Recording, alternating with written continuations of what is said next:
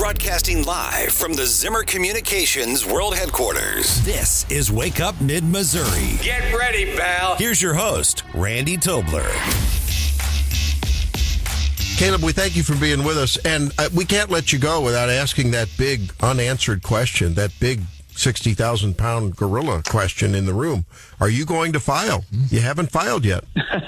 I thought you were going to ask me where I was going on spring break. No, you don't. You can run, but you can't hide. We haven't filed yet. We still have I don't even know what today's date is. We still have 10 or 12 days. So we got plenty of time, and we're still here, and we'll everybody will know here in not too distant future. And by not too distant future, he meant less than a week. That was Caleb Rowden on this show late last week. We got a big announcement yesterday from Senator Rowden. He said he's out for 2024. This is Stephanie Bell sitting in for Randy this morning. I am joined by co-host Mark Ellinger. Good morning. All righty.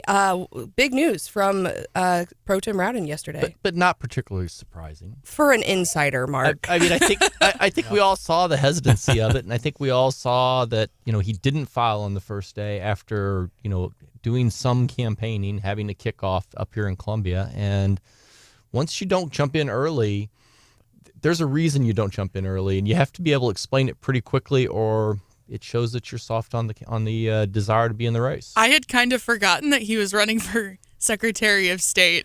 I know when he didn't file, a lot of folks were wondering if maybe he was going to hop in the CD3 race. I think lots of people wanted him to.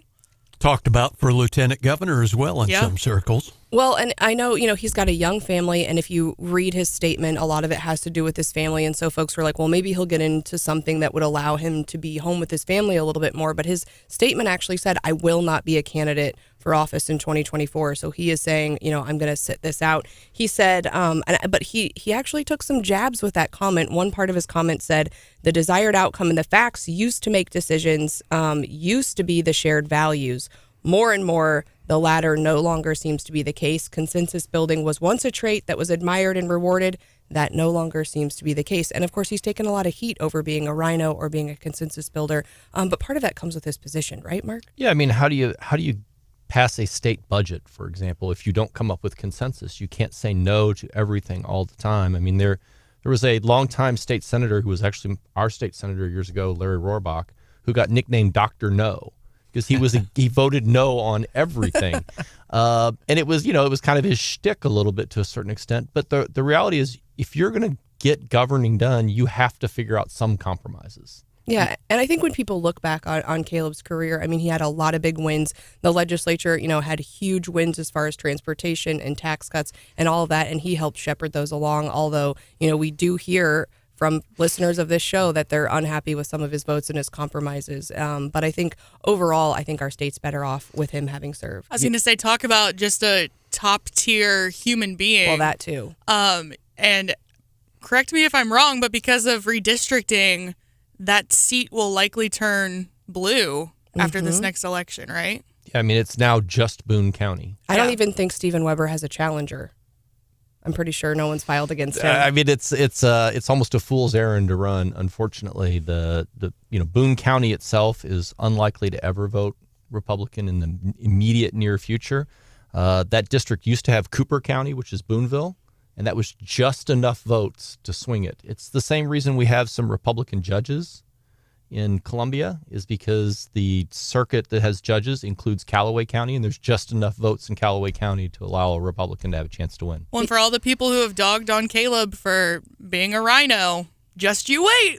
We're never going to see anyone half as conservative as he is ever again, basically. You're right, Hannah. And Mark is proudly wearing his Mizzou black and gold this morning. And that reminds me, too, I mean, if you reflect back on where Mizzou was when Caleb was first elected and where the university is now, I mean, I think that stands to be part of Caleb's legacy as well. Yeah, I mean, I think he's done. And Kurt Schaefer, who was, his predecessor, between Kurt's involvement in the Appropriations Committee and then Caleb's leadership, they've really kind of been able to restart and reinvigorate Mizzou. And I mean, you look around the campus and you look at the increasing enrollment, the successes that the university's having. I think people are really excited about it, and a lot of that's due to their leadership. All right. I thought it's interesting with the Secretary of State's race, and Stephanie, you can probably think back on it, is as well as anybody about how Caleb kind of played his whole run for Sex State to the vest until you and he who shall not be named were emceeing the homecoming parade at Mizzou, and here came Caleb on the truck in the float with the Secretary of State's signage on it. That's right. He did announce at Mizzou homecoming. I had forgotten that, John. Well, it's he gets one day for his announcement, but I think this morning everyone's going to be waking up and saying, how does that change the Secretary of State's race? Who's still in? Who might get in?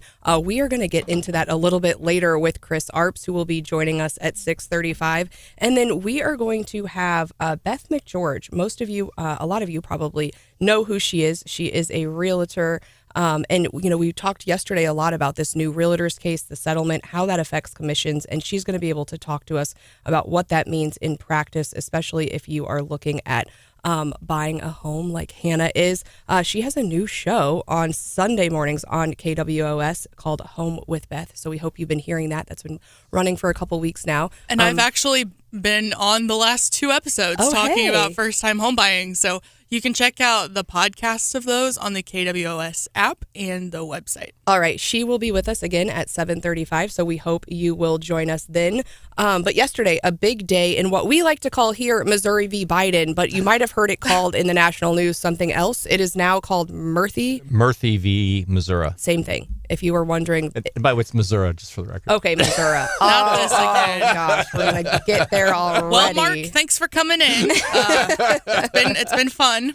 All right, Mark. So you listened to the argument yesterday. It was a long argument, an hour and 45 minutes? Yep, hour and 40 minutes, yep. And the Louisiana actually argued the case. Can you give us a quick, it doesn't look good for Missouri, right? Yeah, I think there was skepticism almost across the board from all the judges about the fact that can the administration even talk to the media? To a certain extent, the argument that's being made, and you can always critique how arguments are presented, and as lawyers, I think we fall into that sometimes, but the argument was presented like you can't even talk to these social media companies without coercing them. And I think that's a pretty far leap. And I think it was Elena Kagan, who's obviously perhaps the most liberal judge on the Supreme Court, who used to work in the White House, who kind of teamed up a little bit with Kavanaugh, who's one of the more conservative members of the court, who also used to work in the White House, and say, we were always talking to the media, trying to get them to be more positive for our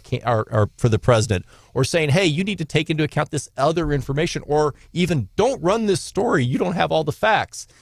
And, the argument that Louisiana and Missouri were putting forward to a certain extent was they can't do that because they have the force and the power of government, and they can impose upon social media drastic challenges and drastic consequences for disobedience.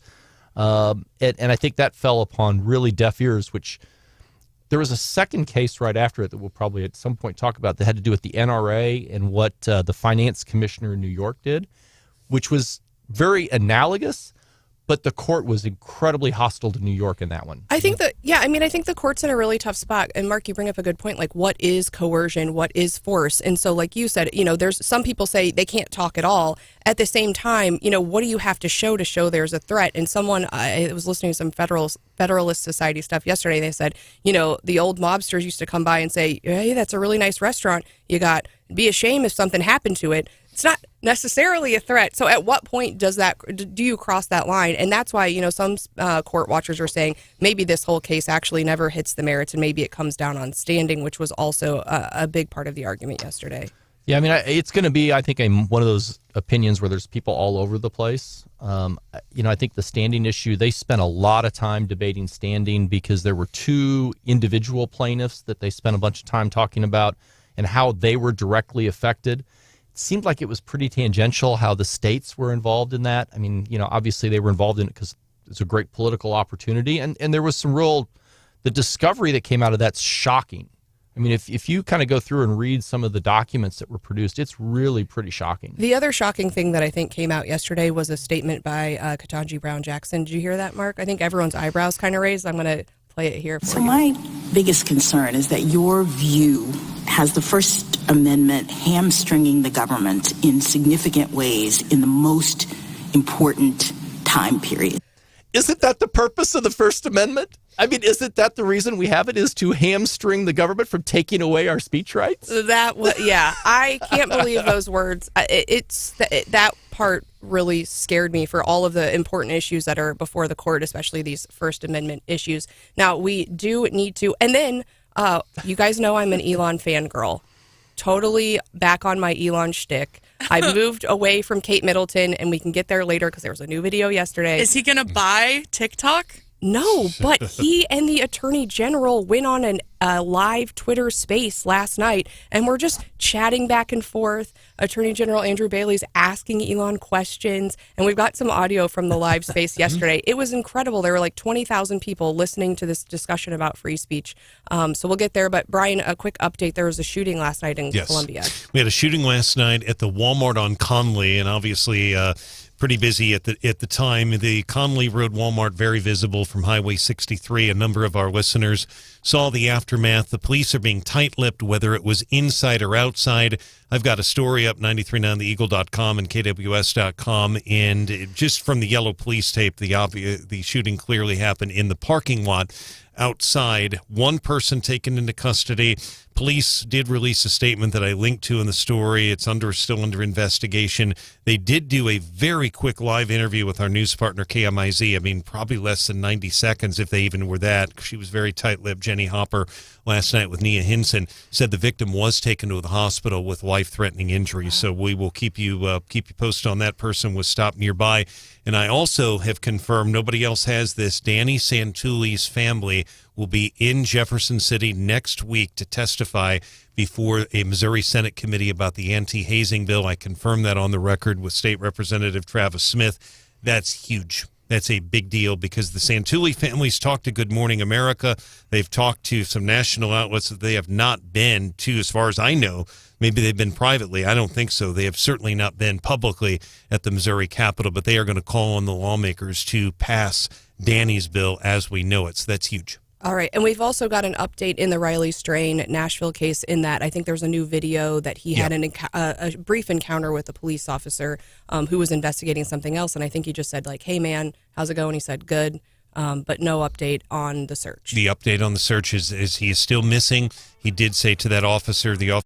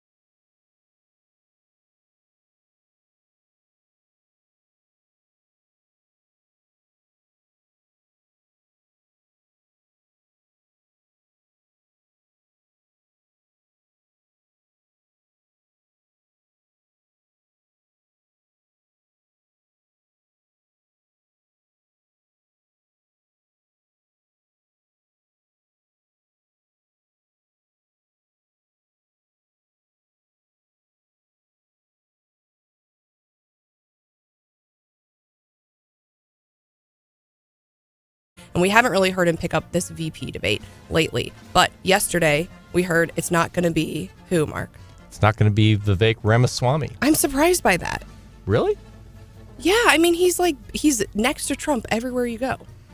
I thought he was still in the running. I mean, it's good that he said no. He did say he might make him Homeland Security Secretary. I was going to say, I could see him having a different role, but I don't know if he's ready for Veep. Certainly. So who else is still in the running? I mean, obviously, there's Kristi Noem that everybody talks about. Tim Scott's name's been mentioned quite a bit. Oh, yeah. There's the moderate concept. I've even heard Glenn Youngkin's name mentioned. Trump said nice things about him. Talked about. Yeah. Yeah. I mean, there's a lot of names out there. Now, the kick I get is all the people who throw out Byron Donalds or Ron DeSantis, all these people in Florida. You can't do that. The Constitution prohibits it. Yeah.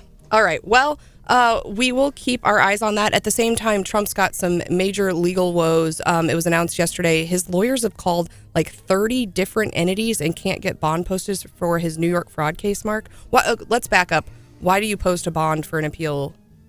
Under the court rules, if you want to stop a judgment from going into effect against you, you have to post a bond in an amount that's sufficient so that if you lose the appeal, that the person who won the case and the underlying court can execute and be made whole. So in other words, your delay doesn't cost somebody to lose out on money. It's a pretty big number. It's a big number. $450 million is a big number. And so no one will provide him this bond. So so what that means, if he can't get a hold of the bond, is during the pendency of the appeal, they could come seize his property. They can start executing on the judgment, which depends on how that is. It has to be property probably in the state of New York, which means they could seize Trump Tower, I guess. And presumably sell it, correct? Yeah, I mean, that takes some time. That's not exactly an easy thing. Now, the problem with seizing property and fire saling it is, I mean, one, obviously it doesn't help go that far to satisfy the judgment because it's a diminished value. But there are some equitable relief remedies that you can go back and look at and say, hey, you undersold the value of the property, and that could extinguish the full amount of the judgment. So if you have a property that's worth $1 billion, but you fire sale it for $100 million, you could come back in later and say, hey, that was worth $1 billion. You intentionally fire sold it.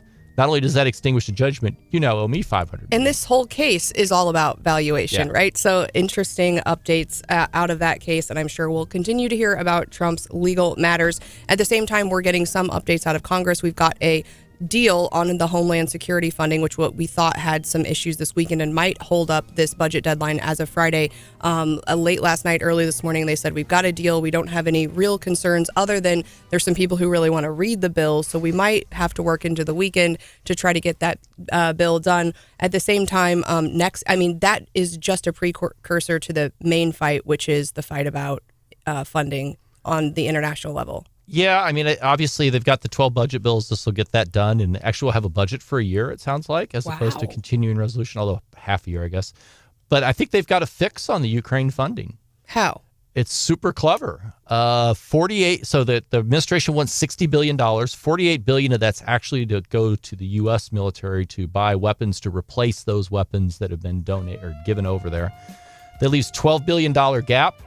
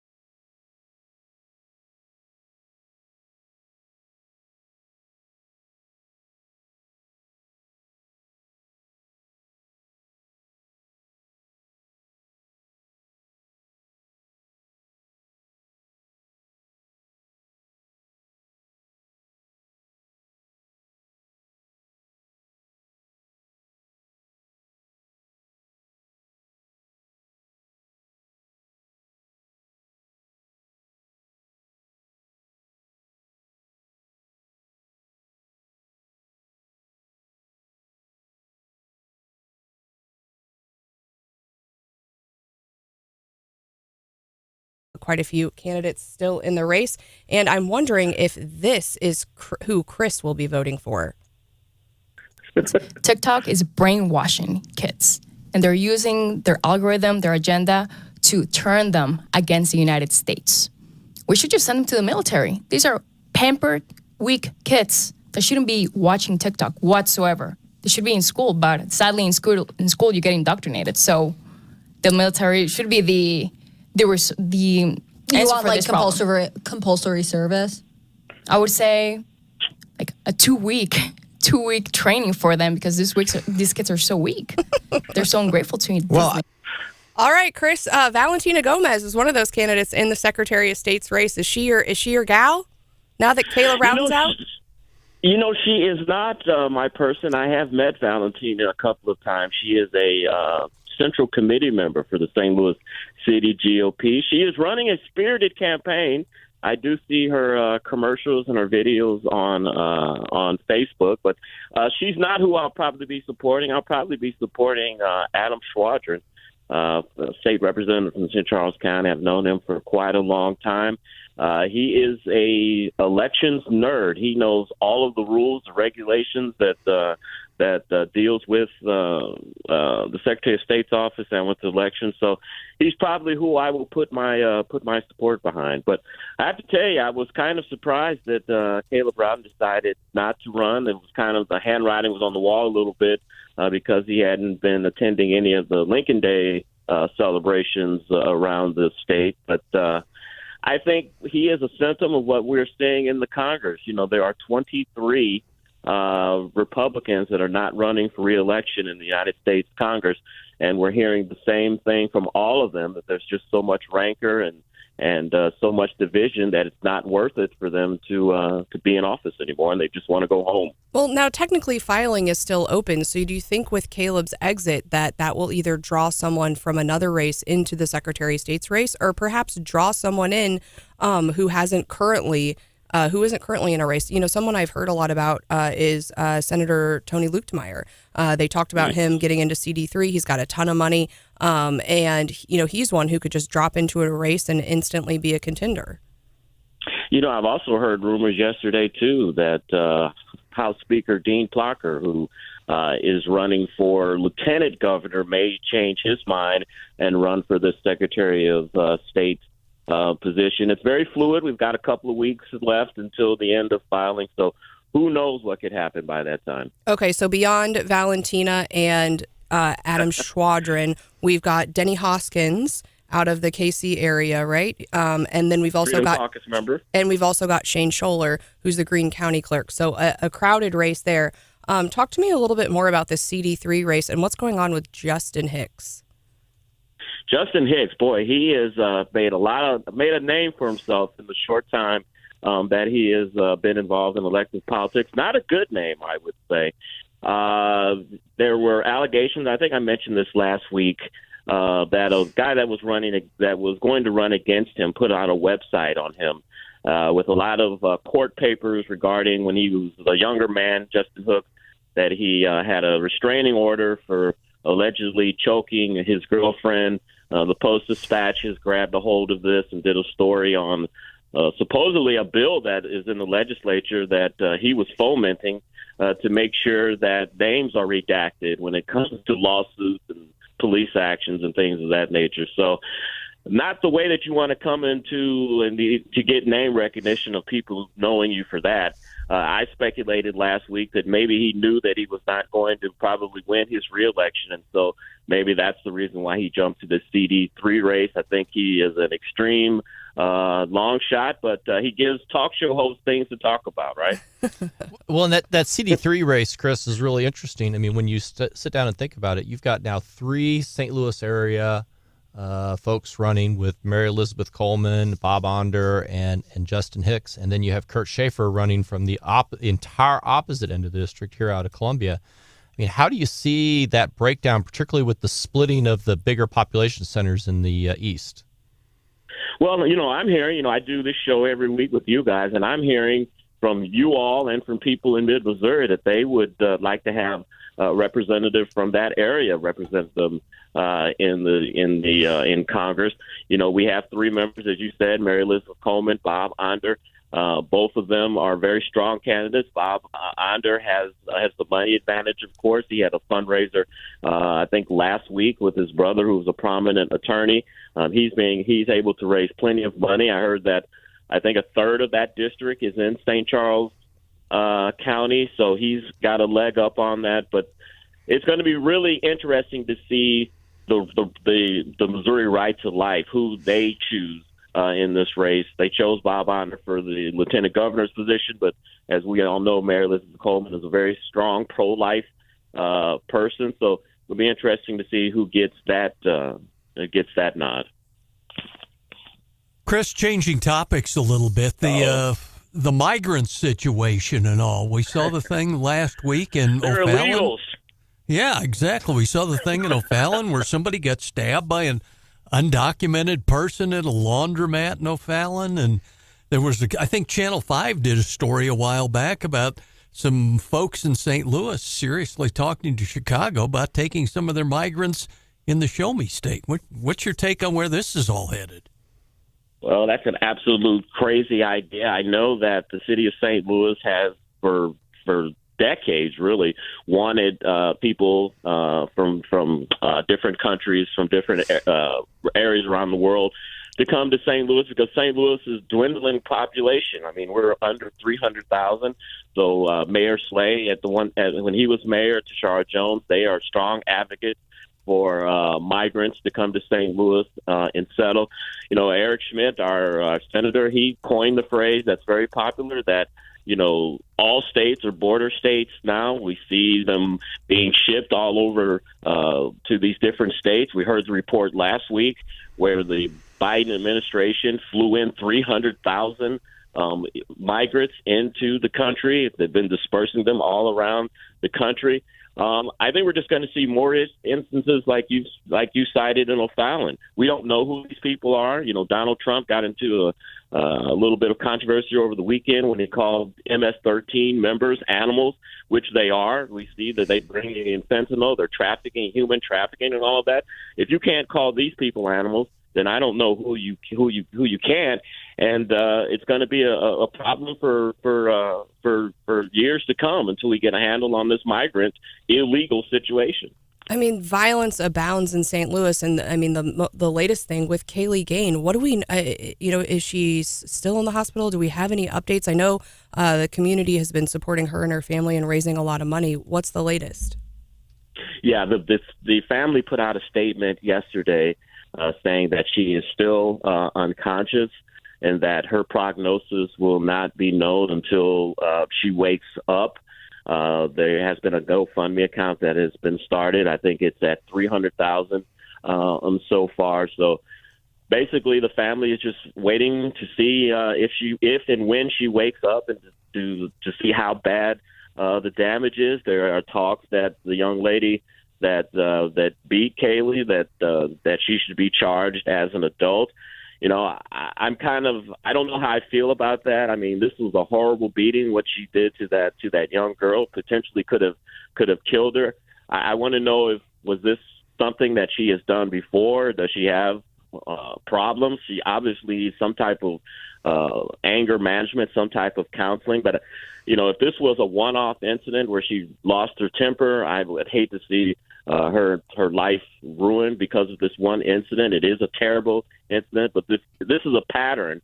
Then I think maybe she should be considered as an adult.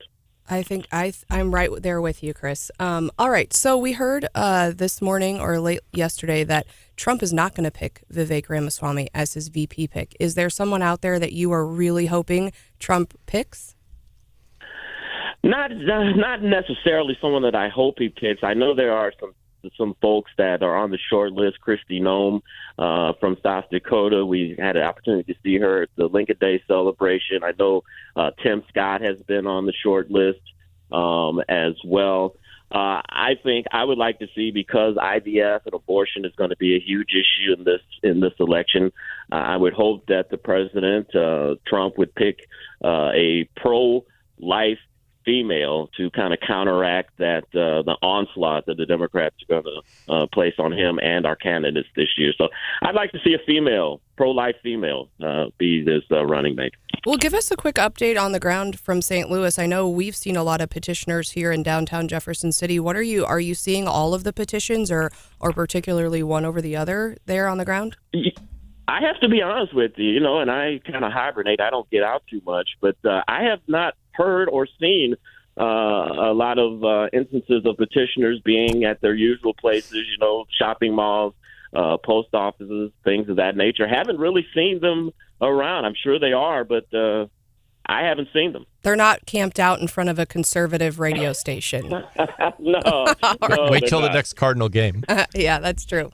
All right. When can we catch you next on your latest?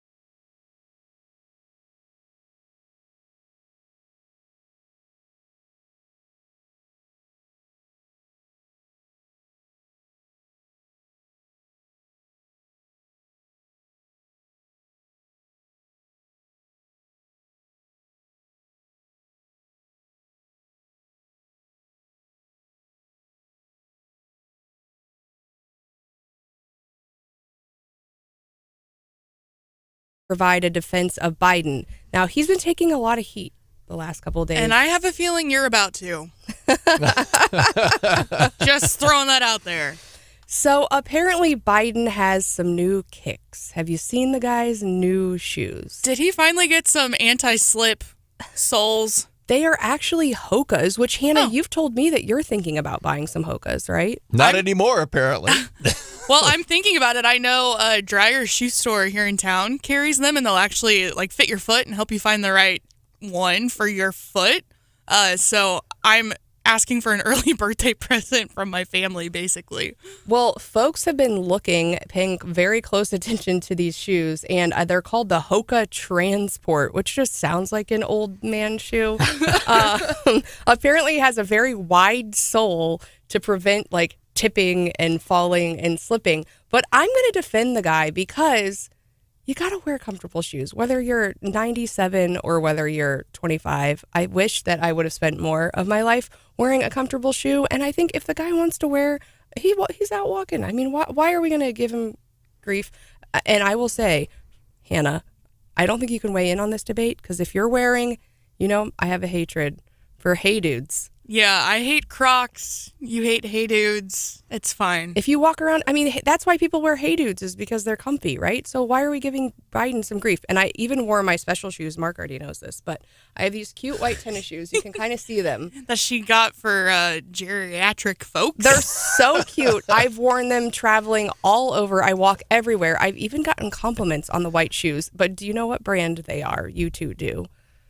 Dr. Scholl's. And now we know why she's defending Biden, because she's wearing the Dr. Scholl. And I never thought I would be a young lady in my young age wearing Dr. Scholl's shoes, but they are a life changer. And you know what? If your feet hurt, it just ruins your whole day. So I'm not going to blame Biden. The thing is the Biden shoes, two things. One, they're like boat shoes. Literally, they're so big, they're like boats. And second of all, they've got like a 4-inch platform. I guess he's getting ready for the debates with Trump, and he doesn't want Trump to look down on him. And He's getting ready to do the Spanish hustle or something. Well, they don't really have ties. They have the little kid. They're kind of like bungee cords or whatever. Where you just that's the only embarrassing thing to me. Isn't that what Hey Dudes have? Don't they have the bungee no tie thing? But they're not functional, right? They're just for looks. Mm-hmm. Maybe Biden's are for looks On too. a sneaker, you need actual laces. So, Trump did Operation Warp Speed to get us the vaccine.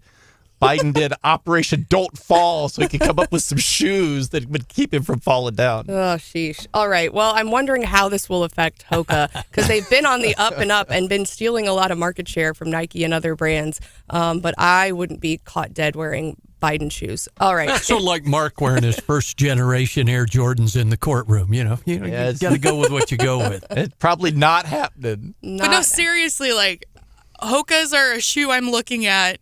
I'm just, part of having the Wake Up fam in our back pocket is that they're very helpful.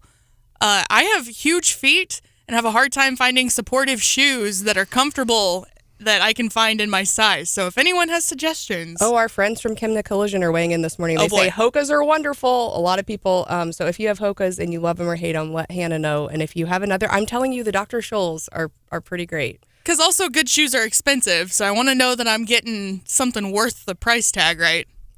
That's fair. That's fair. Also, we're saving for a new house. So, all right, Mark, we don't have a lot of time here, and we talked about it a little bit yesterday, but there's been some debate in the Cole County Courthouse about parental leave. You remember the parental leave? You've been gone for a while, but there was family. I mean, the FMLA, family medical leave, has been around since the 90s, and the county always had that. And I think part of it is, there was this executive order from the state, and I think Cole County, they don't have to adopt it. It's up to them, and I think a lot of times Cole County might say, we don't really care what you have to say to us, state. We're a county. So what's your thoughts on the current issues going on there? Parental leave has become a big popular thing. The federal government's talked about trying to mandate it. There is family medical leave, so for even when there's birth of children, the mom has the opportunity to take up to whatever she has for vacation to start with, and then up to 12 weeks of unpaid leave. I think the issue here is kind of trying to do employee retention. Does this make the job more interesting in keeping people or not? And I think the jury's out on that in smaller workplaces, particularly in workplaces depending upon your mix of male and female and young and old. I mean, anybody who's over 50, for example, which is a lot of county government employees, probably have very little interest in parental leave, whereas people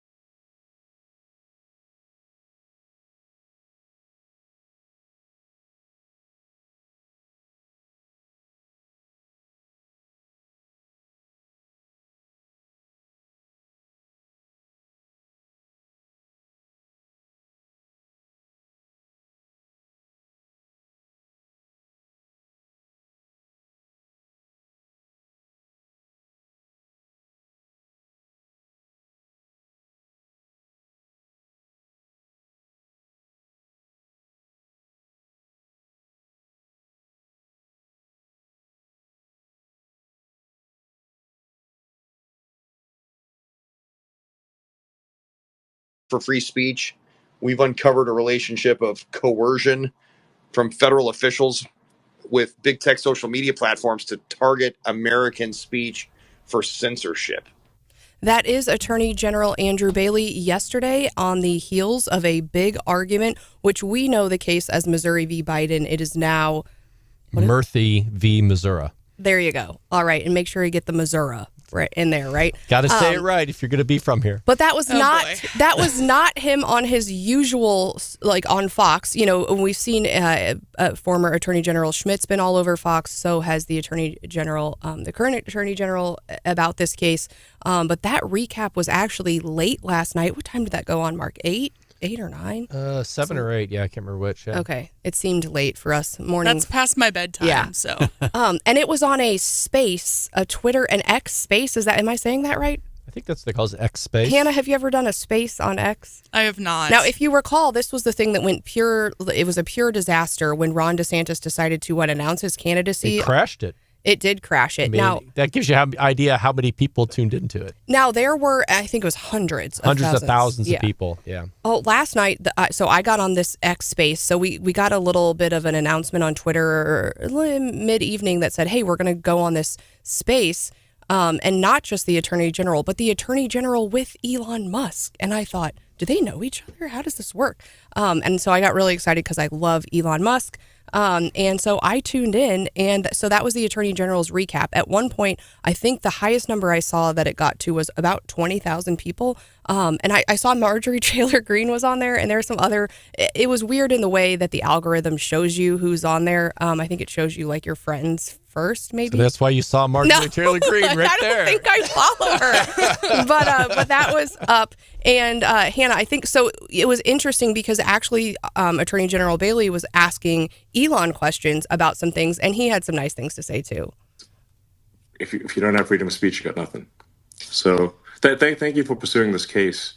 I think this is, and I hope the Supreme Court takes action.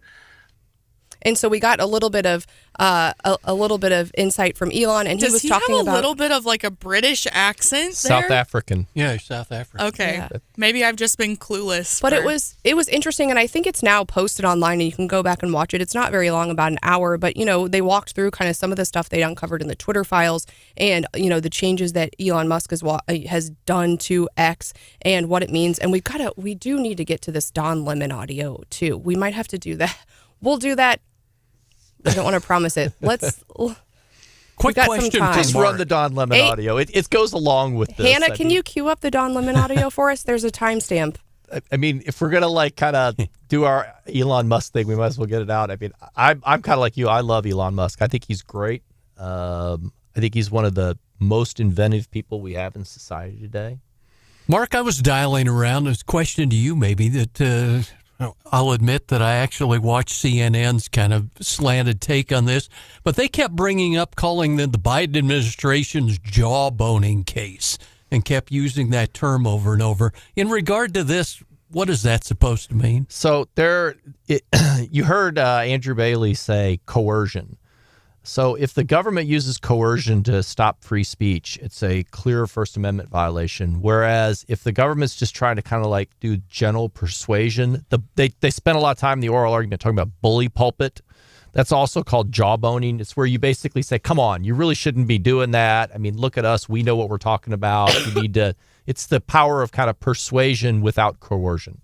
Sort of the informal approach, I guess. Huh? Yeah, something like that. But yeah, it's called jawboning. But they spent a lot of time in the oral arguments talking about, is this coercion or is this just the bully pulpit? And I think what court watchers are saying is, and I think the word that I've seen a lot this morning is the justices were skeptical of Missouri and Louisiana's arguments. I would say highly skeptical. Highly skeptical. So whether or not we get a decision on standing, which would allow them to kind of avoid the merits here. But it's a really tough place for the justices to be, I think. And we talked about this a little bit earlier. But, obviously, your government's probably going to talk to your news outlets and your social media platforms. But at what point does that cross the line to an actual threat? And I think, when you look at the discovery in this case, some of it was really eye-opening. Yeah, and I think there's a difference between the White House press liaison going to Facebook, use them as an example, and saying, hey, you should rethink this, or the FBI going to them and saying, hey, we're thinking about opening up an investigation. You really should stop doing this. I mean, those are entirely different powers of persuasion.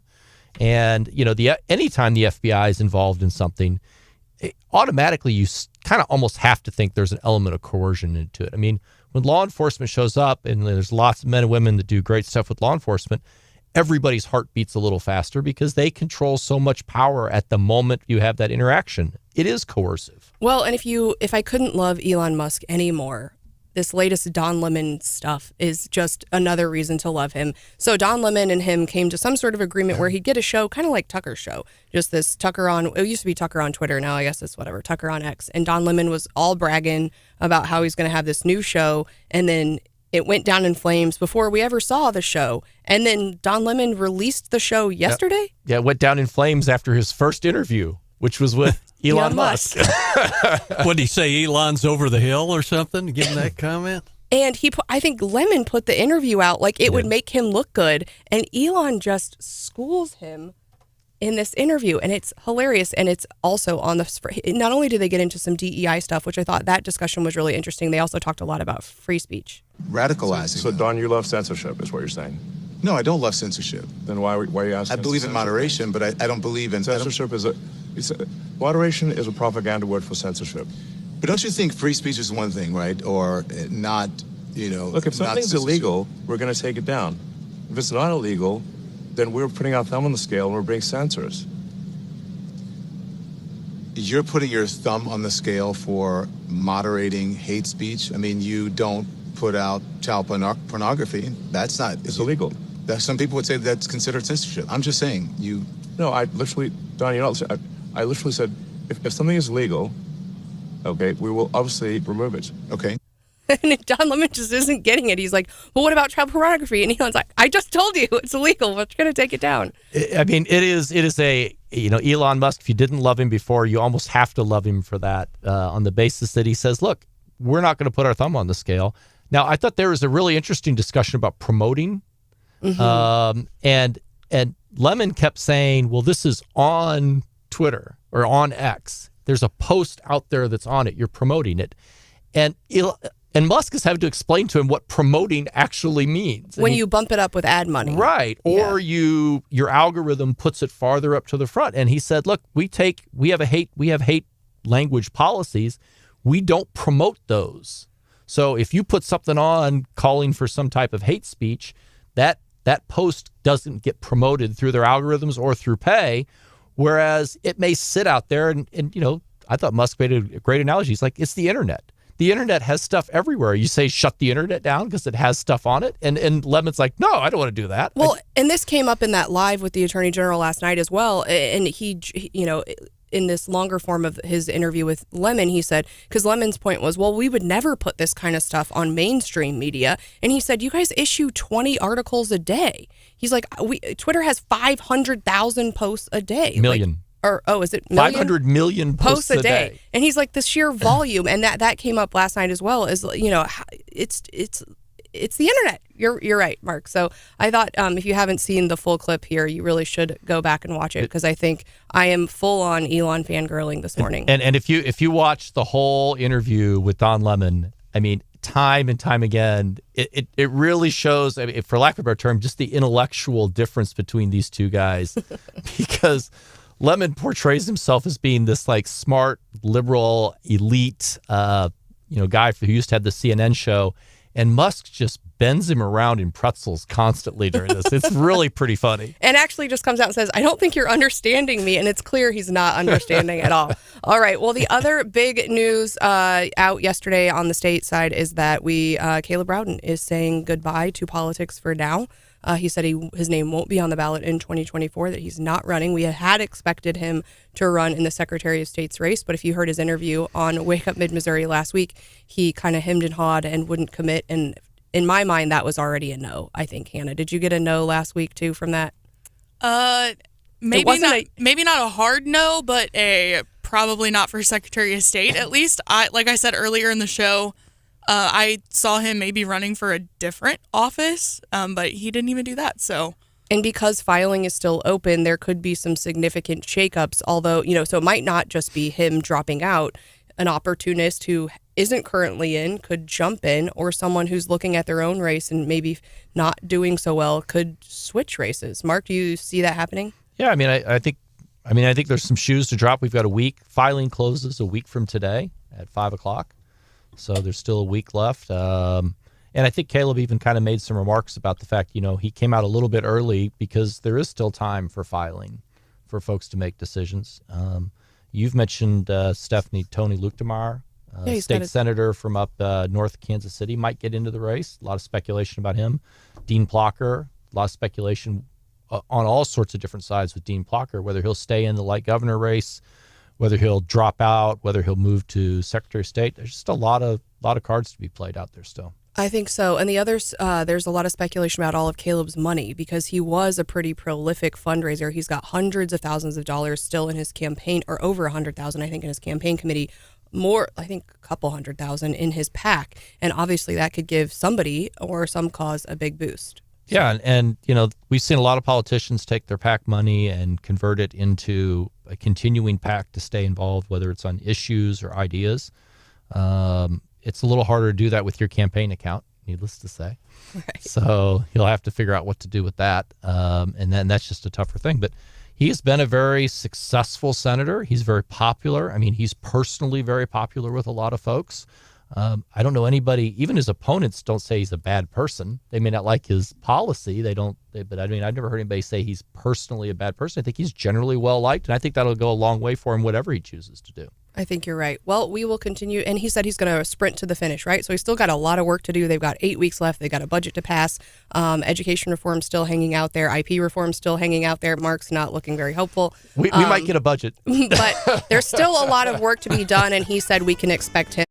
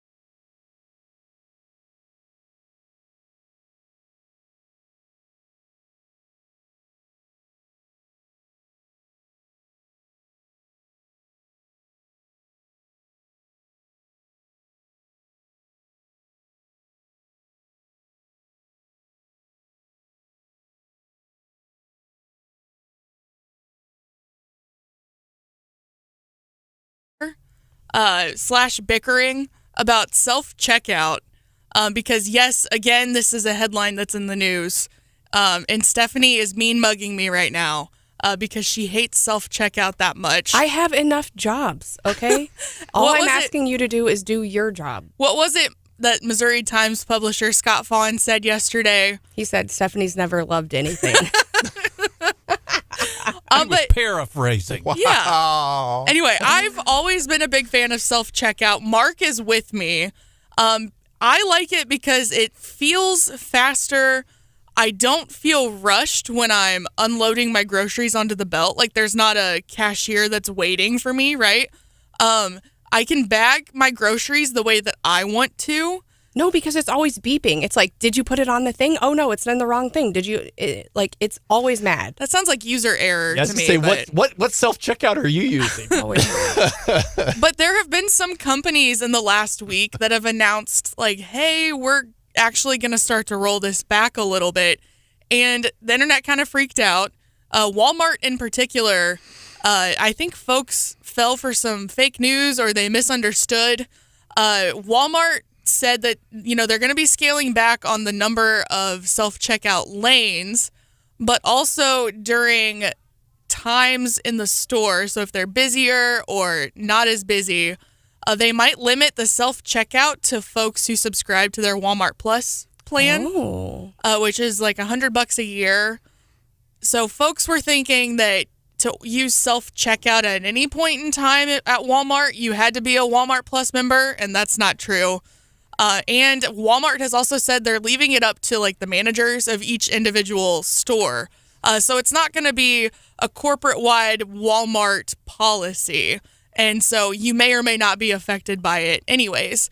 But Target and Dollar General are going after it, yeah. Yeah, there's some other stores that are scaling back their self-checkouts. And they're mainly citing because of theft. That's been a huge issue for them. Yeah, so Dollar General is phasing out about 300 of their self-checkouts in some of the more crime-ridden areas where they're experiencing more theft in their stores. Some Targets are limiting self-checkout to 10 items or less, which to me makes sense, right? Like the whole point of self-checkout is to be faster, and so you want to make it kind of an express lane. I could see that. And I've also been that person that has 2 items that's in line behind, a woman with a heaping shopping cart, and that sucks, right? But the other beauty of the self-checkout is you never have to worry about anybody writing a check in front of you. We just got a great text from Harlan at 874-9390. He says, once again, this proves that Stephanie is a 50-year-old crotchety old man because she doesn't love anything. I hate the self-checkout because I'm busy. I want to scroll on my phone. I don't want to bag the groceries. There's never enough room. I only go to the store when I need a whole bunch of stuff. It takes me forever. I don't know where the stickers are. I don't know the numbers. It's too much hassle for me. I would rather do the pickup thing, which I never do, but I would honestly rather do pickup than that. Now, I will say I've been to a couple of places, I think, and you told me about this, that you've seen it too. It was a clothing store, but you just like put all your clothing in the bin. You didn't scan anything. You just stuck it in a little bin, and it just automatically said, here's what you got, here's your thing. And if I could do groceries like that, I'm all in. Well, and there's also places like Sam's Club where you download their app and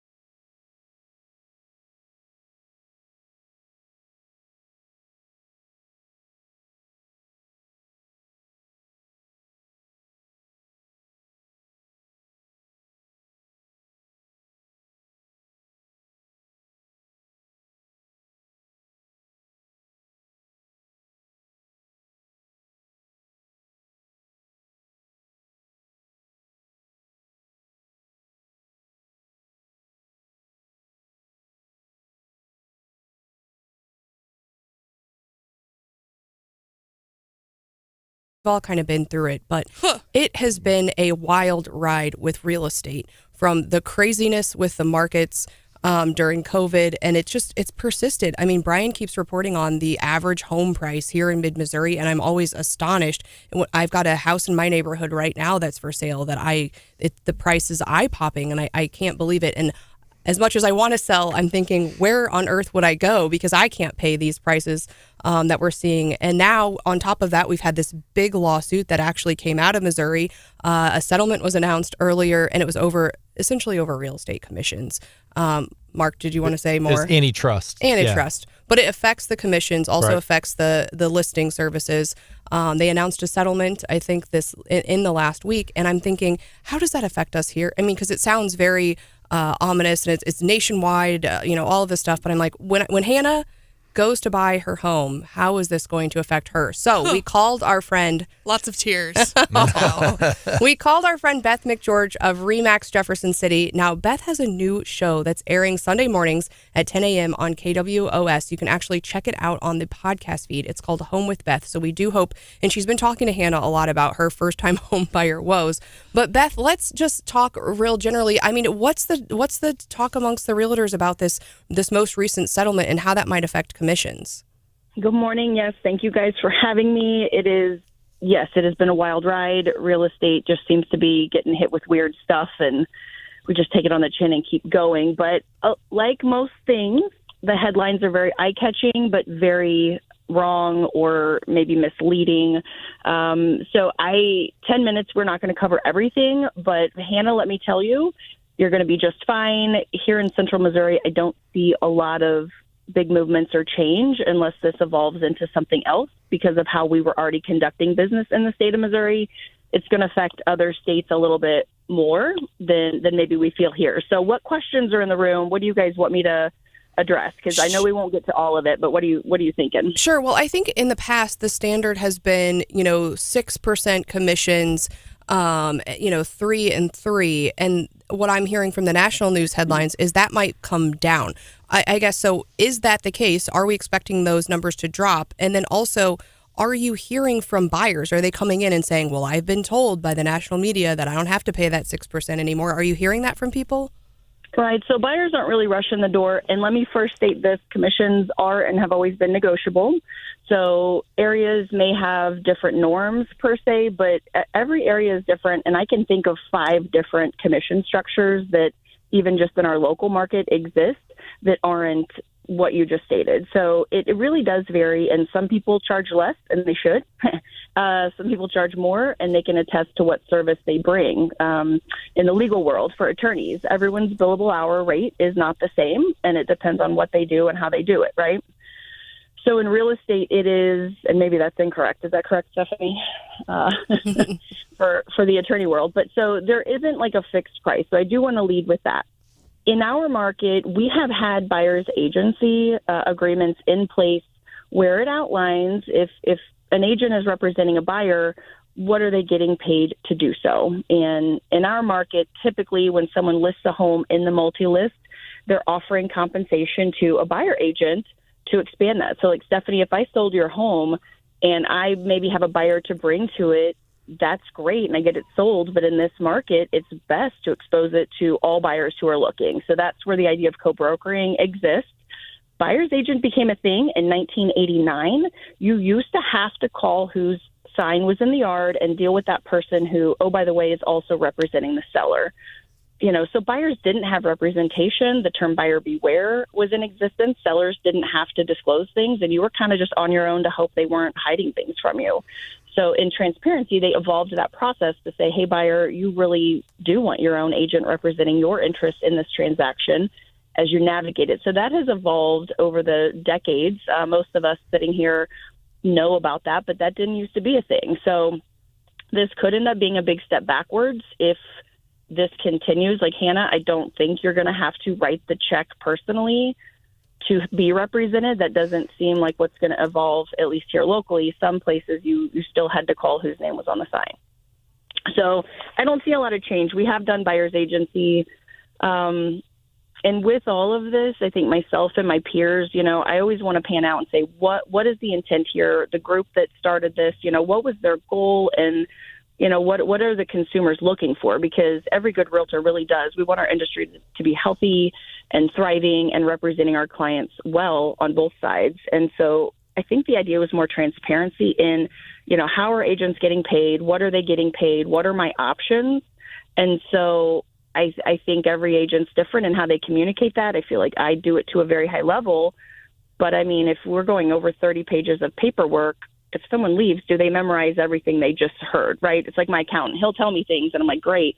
And I leave, and I'm like, I have no idea what that dude just told me. I have to trust him, So I think there's elements like that where it's so much coming at people that even folks who are going over that in great detail, they maybe just don't leave the room memorizing all of it. Beth, talk to us about where the market's at right now and how this all factors in right here in mid-Missouri. Yeah, so our market's still very hot. I don't want to go backwards to where people have to call whose name is on the sign. I love representing our buyers where we have limited inventory, like Stephanie was saying before I came on air.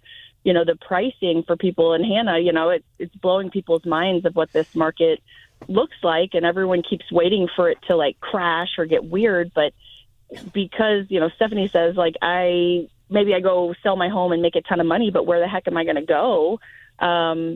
People are doing that. So there still remains very low inventory, thus giving buyers fewer choices.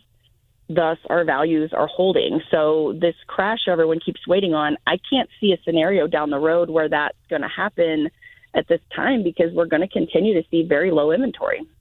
So, Beth, the judgment that came out in Kansas City was huge against the National Association, but it also had to do not just with the commission rates. It also had to do with allegations that agents would only steer buyers to look at homes that were listed on the multi-list and not other homes that might be available. Is that process going to change going forward? In other words, will realtors work at the whole group of the market, or will they continue to try to focus on steering folks inside the multi-list? So my understanding, all agents, I don't know anyone that is steering buyers away from the home that they want for seeking a larger paycheck. So if I were representing a buyer and they wanted a home that was a very low commission, I wouldn't even bring it up to them. I would just show up and sell them that home, and that's whatever that offer of compensation is, that's what I'm going to get paid for that. I never have felt like, let me get in the way of this. I've never told a buyer, you're going to have to make this difference up out of pocket. It's just not my style, and I think most of my peers agree with me on that. So I don't know if it's a Midwest thing, if we're friendly or whatever. I think there are some states where I'm sure that did happen, and there were people doing that, but that's every industry. You have any professional business, you've got those who are real good at their job, high ethics, all of that, and then you got some people that are learning, So I am not experiencing that kind of steering, and I have not seen that firsthand, and I'm grateful for that. So I will just lead with that. I don't know that that's going to affect things here. In my personal business, nothing changes. We have always done buyer's agency. We have never charged our clients anything above and beyond. I mean, that's just how we've been doing business. But some states weren't like that. And, Beth, we already mentioned this once, but you and I did sit down and record 2 separate, what we called Home Buying 101 shows, where you gave me some really great advice for especially first-time home buyers, but home buyers in general in this market. We're getting texts at 874-9390 from folks saying, I believe her name was Angela earlier, said that they were looking to buy a home and they got so frustrated that they just kind of gave up for a while. What would be your number one piece of advice for folks like Angela who are just frustrated with the home buying process in this market? That buyer consult is so important, where you sit down with a great realtor and kind of like you and I were speaking about, here's the process, here's what to expect. That is so important, and I think a lot of people skip it because they really don't. They just feel like, I want to go look at homes. But you have to understand the process to be really successful. This market, yes, there are bidding wars, but they're not always bidding wars. So you need to assess on a case by case. But I think, with this, it's just that knowledge is power. I think you need a little bit of a motivational speech to go, yeah, you might get some no's, but you're eventually going to get the right house, but you got to be smart. I don't love buyers waiving inspections and things like that. Some people do that. Those are choices they're allowed to make, of course, but the little mom in me gets nervous of well, there's some gnarly stuff that can be going on if you miss certain steps. And that's our job to, consult buyers on what their options are and the pros and cons of that. Yeah, a little motivational speech and a little kick in the pants, right? Well, I mean, the people who just give up and say, I'm not going to do this, I mean, then that's your result. It's not going to happen. I have a strong mindset. I'm like, you at least try, and you do your best to be successful. Giving up, you're making that, result. You're guaranteeing you're going to fail, Now, zooming out just a little bit on housing in general, it's been a hot topic in mid-Missouri, especially in Jefferson City, on lack of affordable housing. And we've, again, Brian's reported on the price of homes. And I think nationally, we're seeing the rental market be really high. So, as a realtor, when you're getting those calls and then you're not able to find, I mean, are you seeing people saying, you know what, look, for now, I am, quote unquote, giving up. I'm just going to have to rent because there's, not the availability of homes that I need. Yes, but renting is almost harder because if you have pets, they don't allow pets, budgets, school districts, there's even fewer inventory, and it's even harder to search for that. We don't have a great centralized database to search rentals. So even that has a lot of pressure on it. There's a lot of friends and family staying together. Y'all check on your people. They're not okay. I don't think people are meant to live together like that for that long. It gets stressful. And so they call it intergenerational housing. Parents and kids are buying larger homes and one's on one level and others on the other. I mean, that's something people are leaning into to kind of pool resources when affordability is an issue. But if you think of it, if you were 5 years out from retiring and you've got rentals, you want to cash out and you go, man, the market's hot. A lot of people got ahead of that and went ahead and liquidated those rentals and got their money out. So owner occupants were moving in. There are fewer rentals, and we had the tornado come through like our area. That in and of itself is a challenge. And that drives up the price of the rental market too. And that can go up with every lease renewal. Certainly. Well, I know you've got some things to do there at school, I think, this morning. So we're going to let you go here, but we want to encourage people again. She's got Home with Beth Sunday mornings at 10 a.m. on KWOS. If you've got questions, I'm sure she'll be happy to answer them. But thanks for giving us the mid-mo perspective on all of this realtor drama going on. Of course, we're going to be just fine here in the Midwest. It is okay.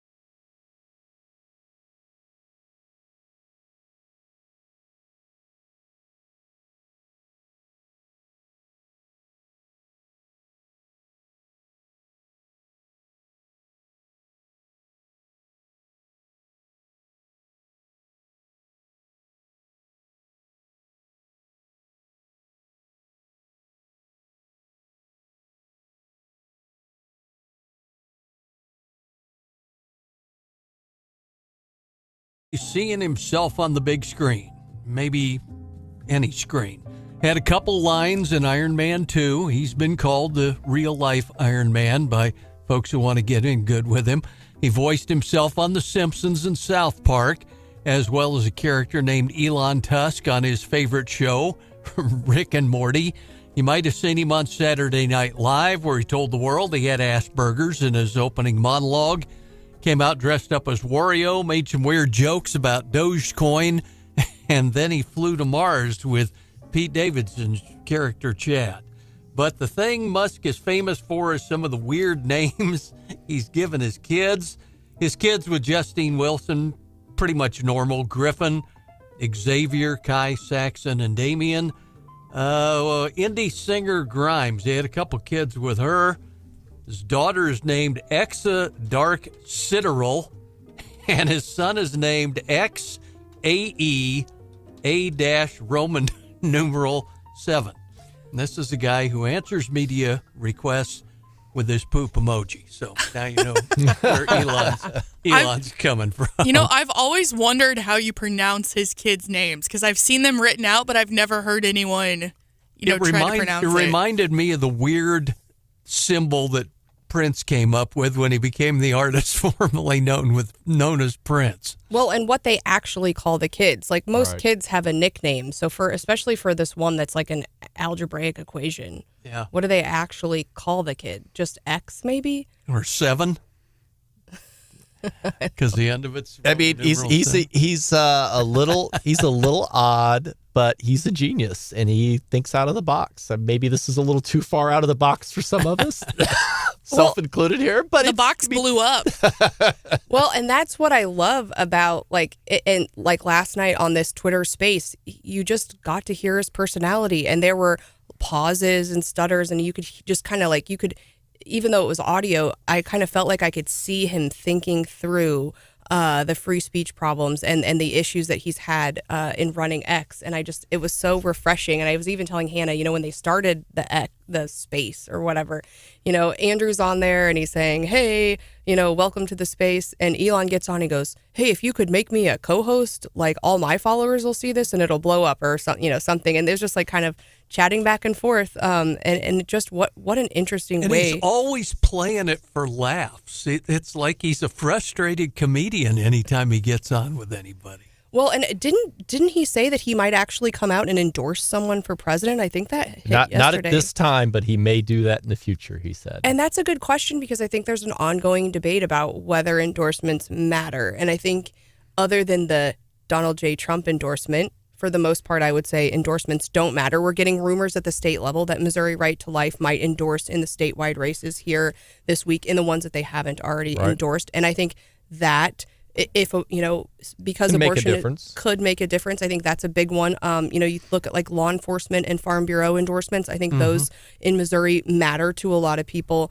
But when we see these NRA, that's been a big one over the years. Sometimes pro, sometimes con. So, Mark, what do you think about an Elon endorsement? I think that matters. I think it'd be a very big positive, particularly on a presidential level. I'm not sure how much it would get into local politics, but on a presidential level, I think it would make a difference. People that love Elon Musk. I'm a big fan of Elon Musk, so I'm kind of in that category. I think he's an amazing talent. I don't really know anybody that hates Elon Musk, so it's not like he's a huge negative. Mark Zuckerberg. Oh,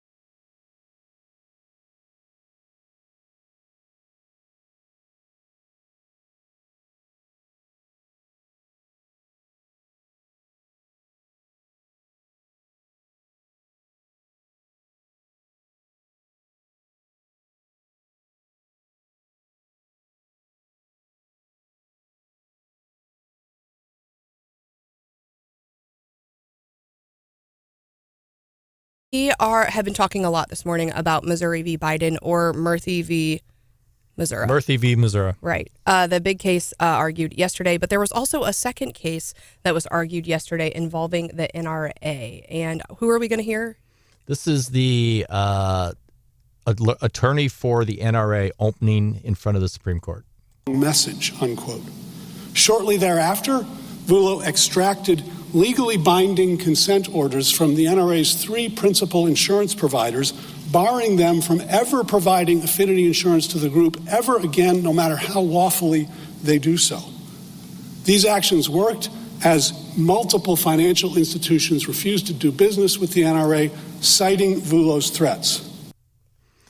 So there you go. An actual threat to investigate financial institutions and insurance companies that were doing business with the NRA by the Commissioner of Insurance and Financial Regulation in the state of New York at the behest of Governor Andrew Cuomo. So if you were a betting person, how do you think that case sorts out? It was really bad for the state of New York.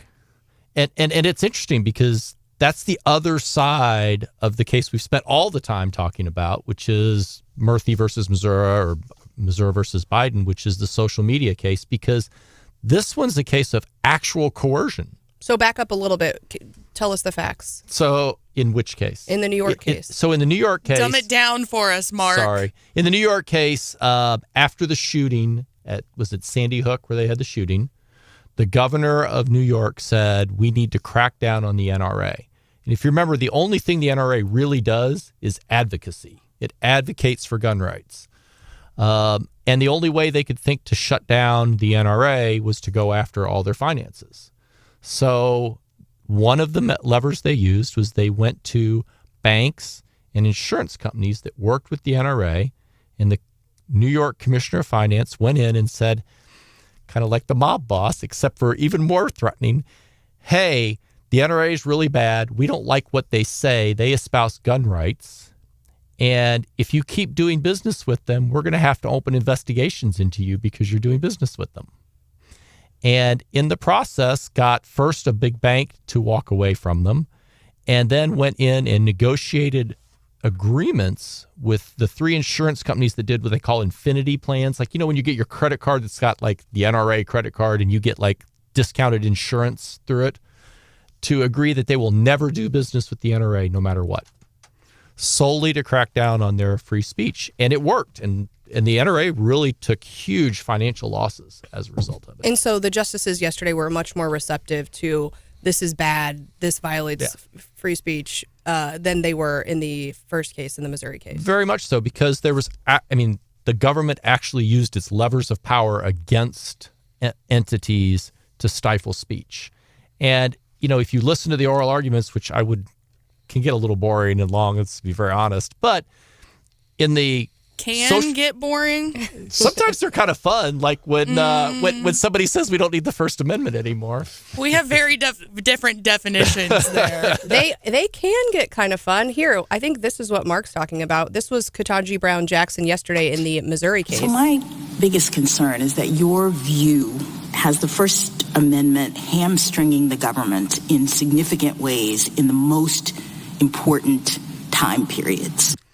Yeah, I mean, that to me is like shocking, kind of crazy. The whole point. Yeah, that makes Elon Musk sound normal. I think the First Amendment was there to protect the government. Yeah, right. That's really a powerful soundbite. And by the way, in that oral argument, one of the lawyers, and I don't recall which one it was, that was for the federal government, actually said that the government has First Amendment rights. Yeah, exactly. Well, and this is kind of when you wanted to see, I mean, you all get to see our faces if you're watching on Facebook and YouTube, and you can say, when I say I'm going to defend Biden, you can see Hannah and Mark's face kind of change. And I'm just thinking, if you were sitting in that Supreme Court and you heard that out of, like, trying to keep a straight face, being like, did I just hear that right? I'm not sure that was what...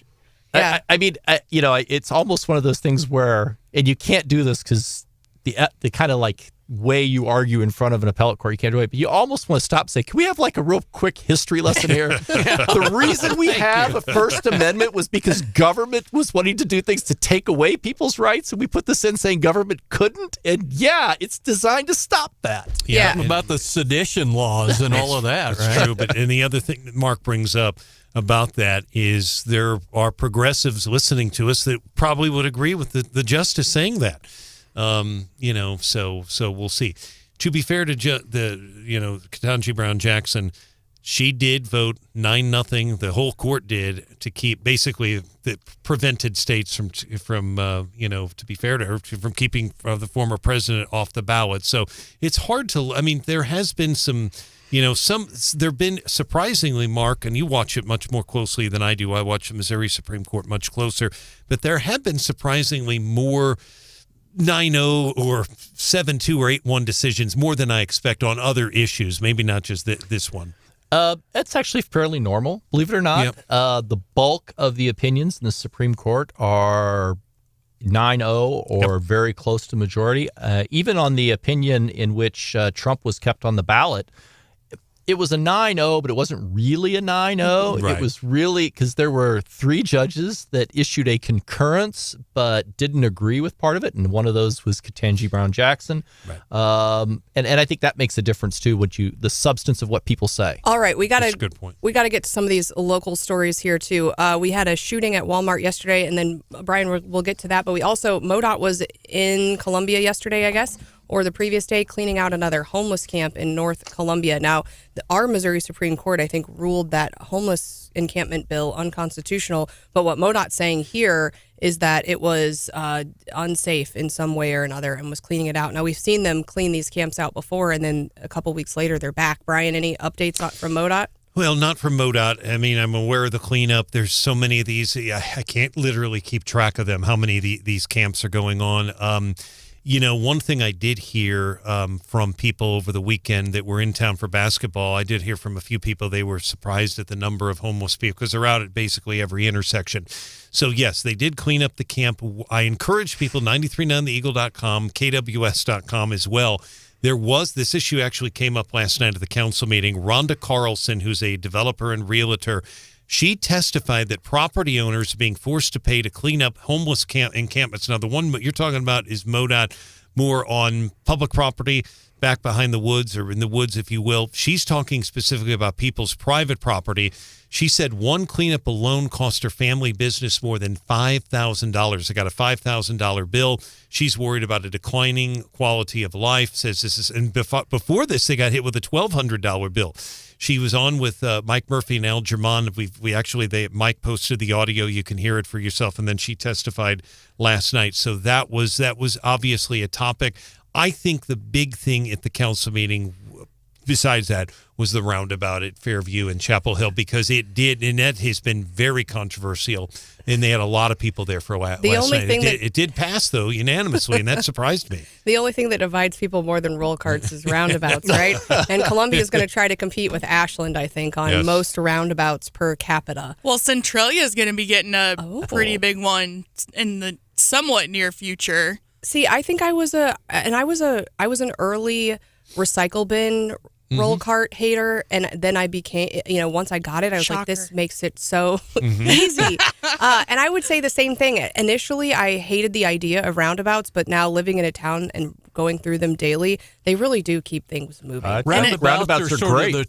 Roundabouts are kind of the traffic equivalent of self-checkouts. That's right. I was going to make things easier, don't they? But, the one thing the mayor, and you guys all bring up great points, the mayor yesterday even said there's daycares in that area and it's going to improve safety. The one thing I've noticed, particularly the roundabout on Clark Lane going up on Hanover, there are people who go through those it's a yield sign. So you almost have to beware the other person driving as well, because sometimes they're not going to stop. They're going. I've been through one where someone was going the wrong way. So. I have not seen. Wow. And now they make fancy roundabouts that have the sloped middle part so that 18-wheelers and farming equipment can get through without causing issues and getting stuck. Yeah, defensive driving is important, especially when is. you're going into a roundabout. Now, there was also a shooting last night in Columbia. It happened outside the Columbia Walmart. I'm basing that based on where the yellow crime scene tape was shown. Police have not actually said exactly if it was inside or outside. One adult victim was shot with a gunshot wound, taken to a local hospital. We don't know if it was a man or a woman. I was actually listening to this on the scanner. They did not say. CPD did a very quick interview. A very quick interview live on the 10 o'clock news to start the broadcast last night with Nia Hinson. And they did say something that on TV last night that's not in their release. She told Nia, Jenny Hopper did, that the person has life-threatening injuries. I was listening. They caught this suspect. It was a man. Don't have a name yet because charges haven't been filed. I expect that shortly. He was caught nearby on Brickton Road, but there were numerous evidence markers in front of the store. Police are being very tight-lipped, and I would just anticipate, people are asking me a lot, well, what happened? What was the motive?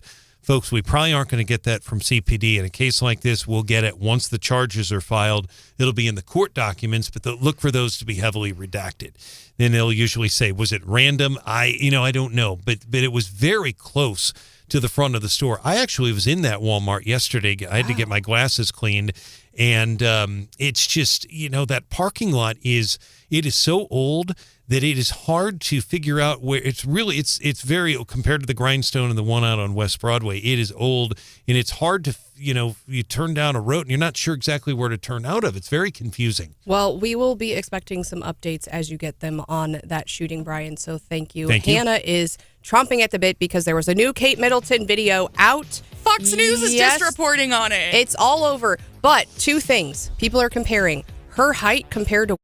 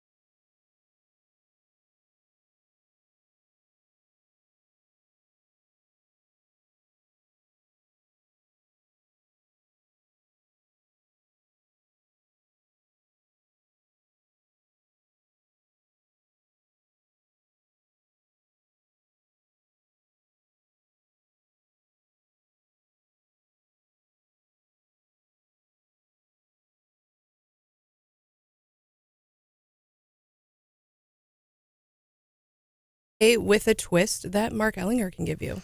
All right. Well, the futures are down. Not much of a twist there, right? Did But the no, markets- actually, were they're the just down a markets little bit. up yesterday? Market was up yesterday. Futures are down a little bit today. Not too surprising. A lot of economic news coming out this week. See how things go. Canada just had surprisingly low inflation come out, which has got people interesting because American inflation was surprisingly high. And if you haven't noticed, oil prices are up.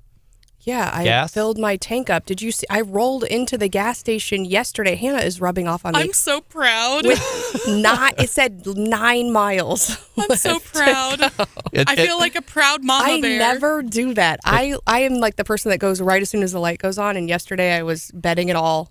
And then you found out just how expensive gas has become. Yeah, I hit Gas over is up. $50 on a little car. Gas is up, oil is up, diesel's up, and it's particularly bad in places in Europe because the war in Ukraine, the Ukrainians have started hitting Russian oil refineries and are doing a pretty effective job of it. 600,000 gallons of diesel a day offline in Russia.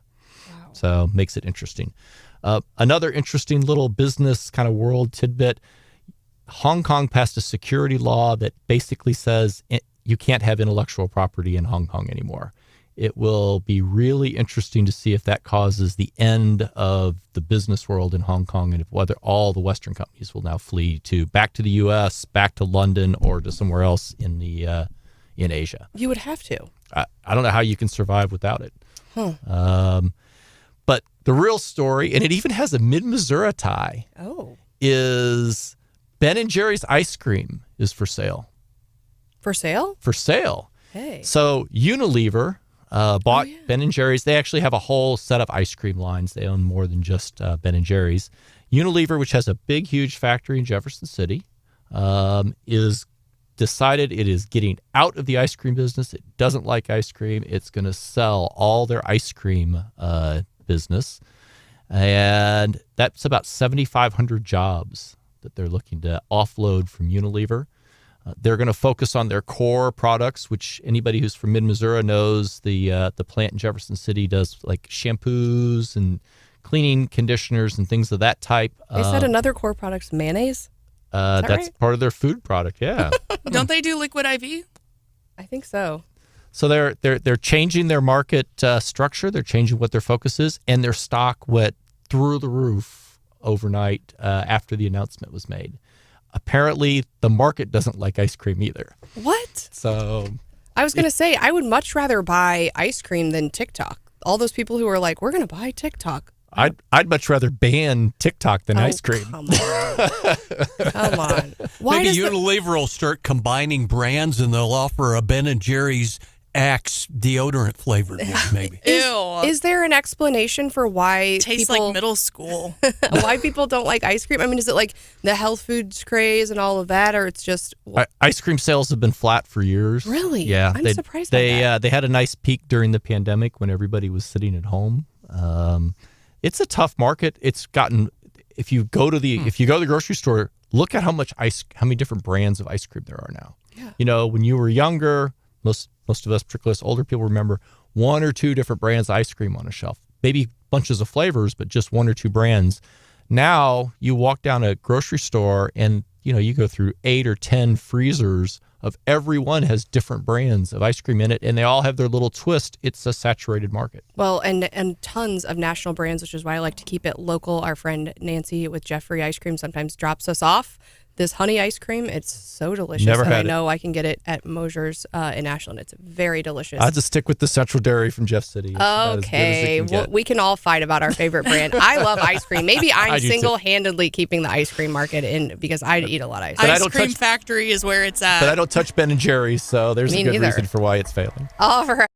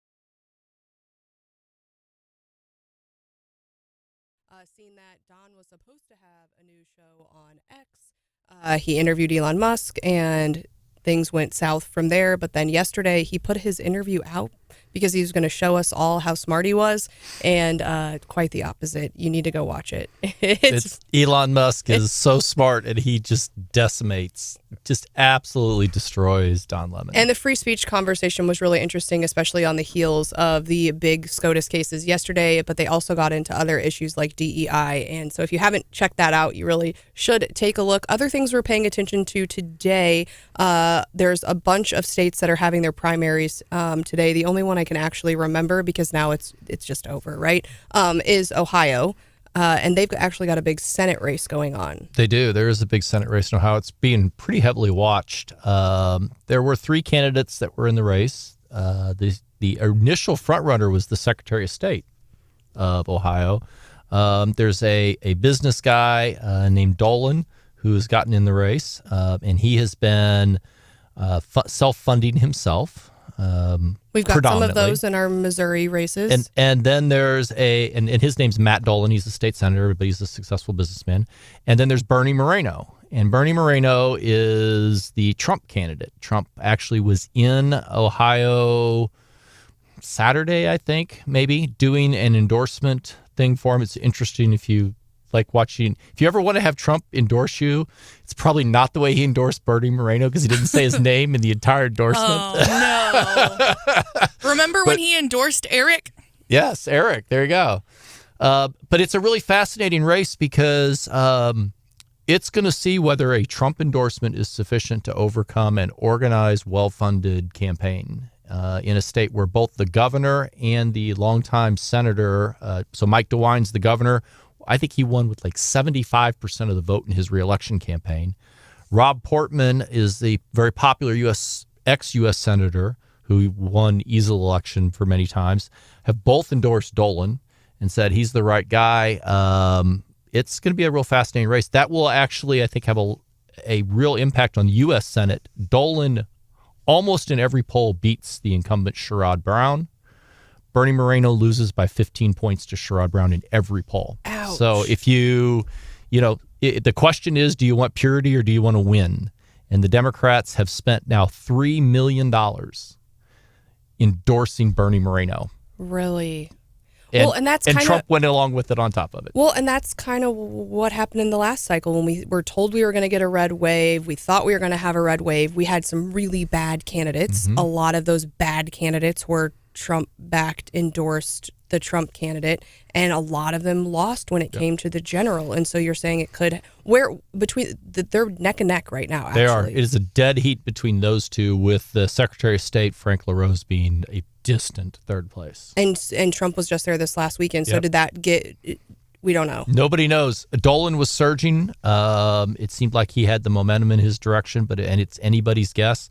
The thing I think should be concerning for all of us is the Democrats are picking their candidates. Claire McCaskilling us. She's the one who started it. I mean, she gets most of the credit for that. Don't give her any credit. It was an evil plan she came up with, but it was incredibly effective. The Democrats have patterned that in the last cycle where we thought we were going to have the red wave. They picked a number of the Senate candidates and endorsed money. If you'll remember, the ad is, and it's almost word for word what they've run in this Ohio race.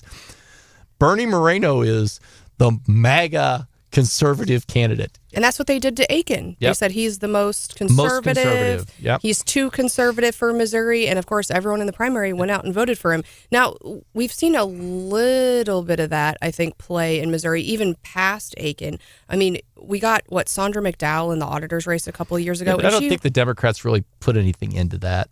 I think they wanted her to be the candidate. Yeah. And I think some of them crossed over and probably voted for her because they thought she was easier to beat.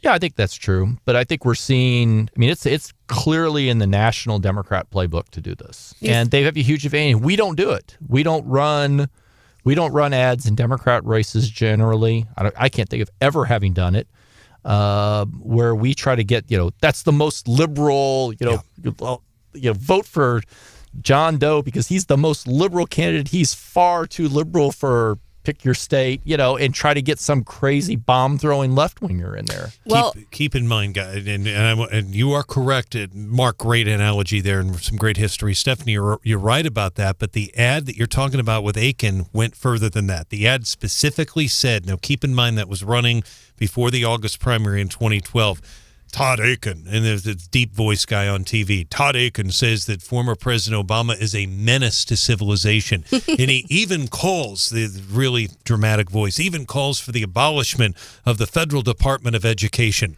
Todd Aiken, too conservative for Missouri is how it read. Nobody knew, but at the Steel Trap. Brian Hauswirth can read word for word an ad that ran how many years ago? I don't have any notes. I'm going from memory. I know you are. Humble brag. I'm going from memory, and it's spot on because the reality is Claire McCaskill later admitted she was behind it. 100%. She was the one with the verbiage and all, Brian. If we remember back, what was that, 2012? And it was the TV ads with rape survivors and Aiken's remarks about legitimate rape and all that, and it just got splashed everywhere. Well, and the rape interview, the comments he made about rape to Charlie, the reporter over there in St. Louis, used to be at KWOS. I'm drawing a blank on his name, but he was a KTVI. Those comments really did him in, but this was before that right. was those comments were after he had won the primary. Correct. That ad really, the Republicans went out and voted for Aiken because a lot of people. I thought John Bruner would have won. I thought he was going to win the primary, and if it were Bruner and McCaskill, Mark, I think Bruner wins that race potentially. I mean, in the end, they did a good job. They picked their candidates, and we should be. I mean, look. We should be worried about that. This is what's going to happen in Ohio. If Bernie Moreno wins that Ohio race and gets swamped in November by Sherrod Brown in a state that will probably vote +6, +8, maybe +10 for Trump, and we lose that Senate race, we have nobody to blame, so to speak, but ourselves for not getting in there and picking the right candidates that can win. There is no prize for second place in politics. There is no prize at all. If you don't win, you lose. Well, it's a binary choice. Not to derail the whole conversation here, but Brian, you mentioned former President Barack Obama. Did you see what he was up to yesterday? I did not. He was spotted in the UK amidst. I know no one is as invested in this Kate Middleton drama as Stephanie and I are. But Barack why Obama, is he over what there? is he doing? And why right now? The first time I saw this online, I thought it was one of the, bad Photoshop memes that are going around to make fun of what the palace did. And later on, I saw a video of him actually walking in. He was on Downing Street. Wow. But I understood he went to number 10 Downing Street. He met with the Prime Minister, Rishi Sunak. And, Sunak's getting ready for election. The Conservatives are in a bad spot in the UK, and the Liberals are surging over there. Labour, it's Labour and Tories. Tories are the Conservative, Labour's the Liberals there. And you got to wonder why Obama's going in to talk to him, except Sunak's talked about walking away from some of the climate promises that the Tories have made in the past. And I kind of wonder if Obama's not trying to, just like Chuck Schumer with Israel, trying to interfere with other countries' politics because they think they get to do so. Or did they just have him show up so that we would talk about that instead of Kate Middleton being MIA? Fair point. But if you want to do royal stuff, Meghan and Harry got downgraded on the Buckingham Palace website. They no longer have their own bios. They have 500-word bios next to Prince Andrew. So that tells you where they're at in the mind of the Buckingham Palace. Very interesting. And you look back at Great Britain and remember, not all that long ago, Margaret Thatcher was the prime minister, and she campaigned on her theme, Mark, was Labor isn't working. Yep. And she was swept into office, but it's a different Great Britain. I think the electorate is definitely moved to the left since that was in 1979. Also, where's Kate Middleton? Correct.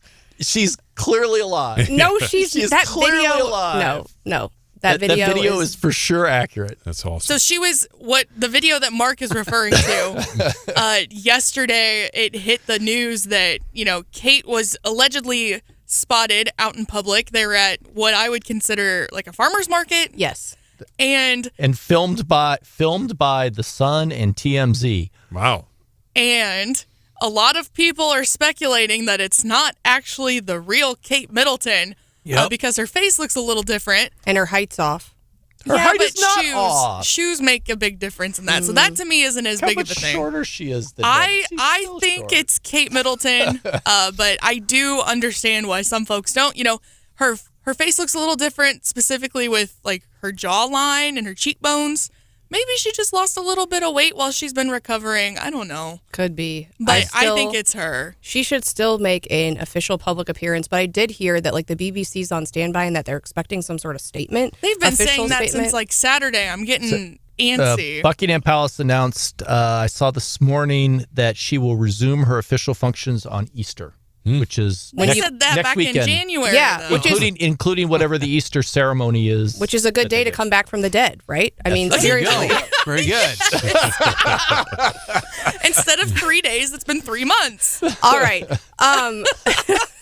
So, locally though, Mark, you told me about this. So I think roll carts are to Columbia as the conference center is to Jefferson City. It's just a boondoggle. And I thought we were on a path for success.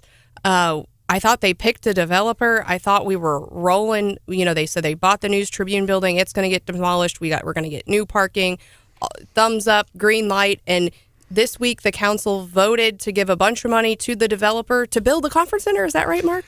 Not yet to build a conference center. How about a feasibility study on the conference center? How many studies all have they we... need to do is like go to the shelf in City Hall and touch one of the 35 feasibility studies done before. Dating back to the 80s. They've literally, John Q. Hammonds was involved in this, and they have, I know Mr. Fitzwater's listening, they have feasibility studies that Rich Mays worked on, Dwayne Schreiman. I mean, they're in there. And I'm not sure I understand that, because literally this issue, you know, say what you want about former House Speaker Bob Griffin, Mark, he wanted to get that conference center, and he would have had a casino. Then he ended up in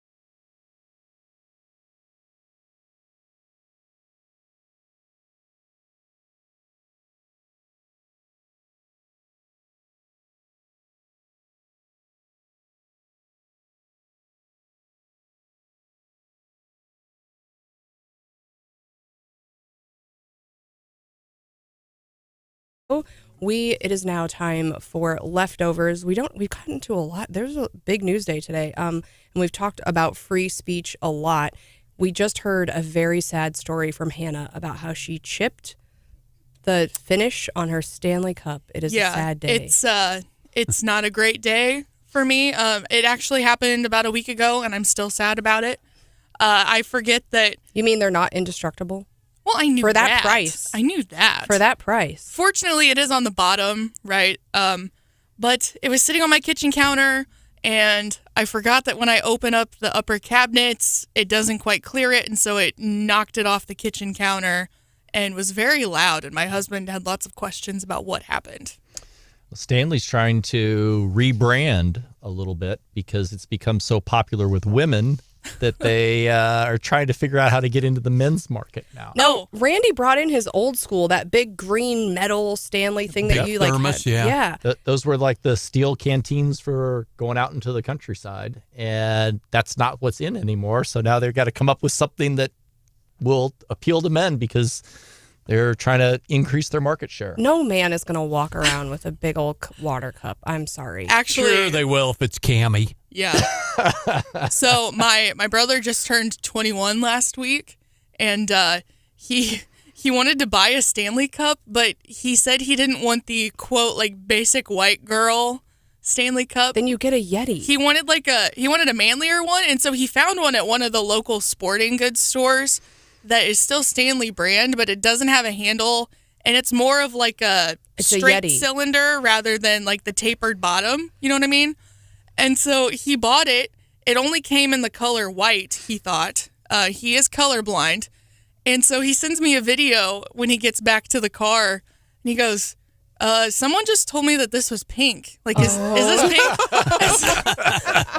So he was trying to buy something that looked less girly and accidentally bought like a very light blush pink colored tumbler. It's pretty entertaining. Did you tell him you have a birthday coming up and be like, hey, you can just gift that to me? But my kids, they are totally influenced. We were in a sporting goods store this weekend, and the girls were like, Mom, everyone has one of these. And they're littles. They're small. And they were like, everyone has one. I'm like, this is as big as your body. Like, you're never going to be able to lug this thing around, and I'm not paying for one. So I stood firm. Other parents, I encourage you to stand firm against the evils of the Stanley Cup. But we have a video somewhere of Stephanie trying to pick up my full Stanley, and she goes, oh my gosh, it's heavy. Well, and we actually went into a Yeti store not too long ago, and one of my kids, I think it might have been my son, I forget which one, but they said, they have Yeti stores? Yeah, there's a whole store dedicated to Yetis. Wow. And one of them just turns to the other and goes, do you want to knock off Stanley? And I was like, Yeti was here first, and it's probably better, darn it. I don't know which and one more was expensive. First, anyway,